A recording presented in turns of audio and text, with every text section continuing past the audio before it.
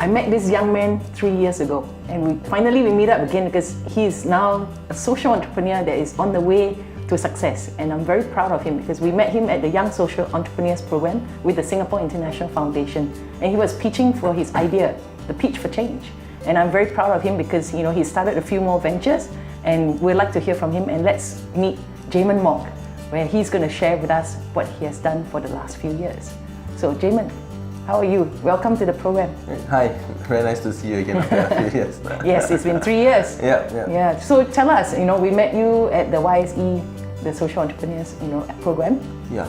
So now I'm currently running Backstreet Academy. It's a peer-to-peer online impact travel platform tailored for developing countries. So we enable people in poverty who are unable to speak English or access technology to be able to create their own unique travel experiences, to showcase their own tradition, culture and heritage, and host travelers for an additional income, as well as to just show them some of their own country, their culture, and a very different way of traveling in their country. Wow. So this is Backstreet, but when you came to pitch, it was a very different pitch that you were doing, right? Correct. So when we first started, it was called Gazap Social Ventures, and what we did was it was a micro social venture fund. We went to rural villages and we conducted rural business plan competitions for the people in the village to actually learn about basic business skills, how to market their business, how to do accounting, how to start a new business, how to actually create a new product. And then we taught them all these over a 5-day business competition, and we got them to pitch to their own community in the middle of the village, and the winners will actually get a grant to actually start their own business. So how much of this was something that you learned from the YSE, the Young Social Entrepreneurs Program?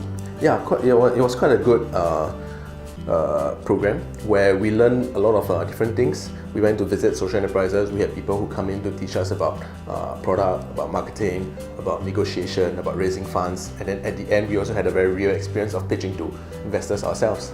And then so now you're doing this for the Nepalese and the people who are pitching for your funds as well, your micro funds. Right? Yeah. So you carry down from one to another program. Right, correct. And how much fund would you provide for these people once they start? We invested about from $1,000 to $10,000 to these entrepreneurs. We have invested in about 4 since then, and then before we changed the model into Backstreet Academy. Yeah, I can hear that, from 3 years ago now, you speak with a lot more confidence and a lot more courage, and I would believe the experience have brought you a lot of rich insights to how to help people. So what does Backstreet Academy does? Because to me, Backstreet, it makes me think of the band, the Backstreet Boys. What does the Backstreet Academy would do? Yeah, so there's one story that defines the founding moment of Backstreet Academy. So when we were still working on Gazap Social Ventures, there was this mask cover. His name was Kedar. It was in a backstreet alley of Kathmandu, and we were working with him to see how we can invest in him, help him grow his business. But there was once when my partner and I, Anil, we were just talking to him, and we were just asking him like how long did he learn his skill for, where did he learn it from, who did he learn it from, and what's so interesting about his skills, his craft, and the history behind it. And he just offered us a lesson on the spot. So the next 5 to 6 hours, we were sitting in this alley, covered in wood shavings, at the feet of the master, just learning how to carve a wooden mask from a log. Like from a pure log, there's like nothing done to it.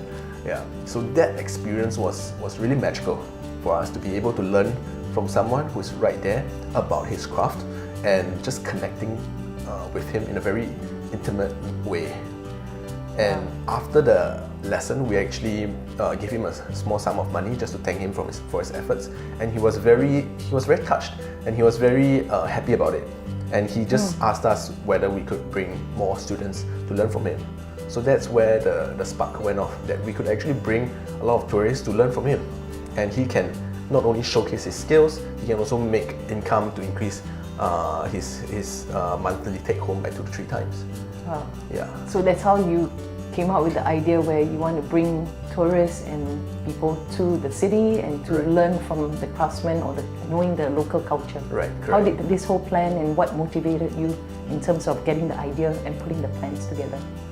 So Kedar himself was a huge motivating factor in why we wanted to bring tourists to learn from him, because he created such a wonderful experience for us, and we were sure that there were a lot more people like Kedar who could actually create this experience. So we went to talk to all the entrepreneurs that we already know and are working with. We talked to NGOs to recommend their beneficiaries, and they actually bring all these people forward, and then we gave them some training, and we marketed this in hotels, on websites, with tour agencies to just pilot the experience, and a lot of people really liked it, how it all turned out.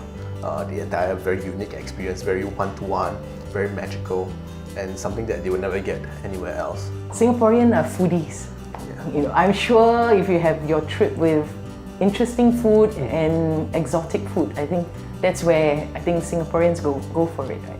Yeah, so we have a number of food tours showcasing the most interesting foods that locals actually go for in the little nooks and crannies. But the more exciting one is actually our exotic Fear Factor food tour. So this showcases all the weird and exotic foods in each country. For example, in Cambodia, it will be like the tarantula, mealworms, crickets, grasshoppers. In Vietnam, there's the geese blood pudding, there's live silkworms, and in Nepal, we have this buffalo inside feast where you cook like the brains, the testicles, the colon, and things like that. So have you tried all that yourself first before I've tried the tarantula, the crickets and worms and all that. Wow.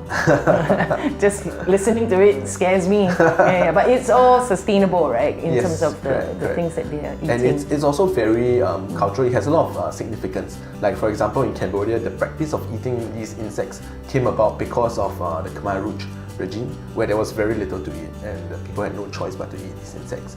And then it slowly continued into modern day Cambodia. Okay, wow.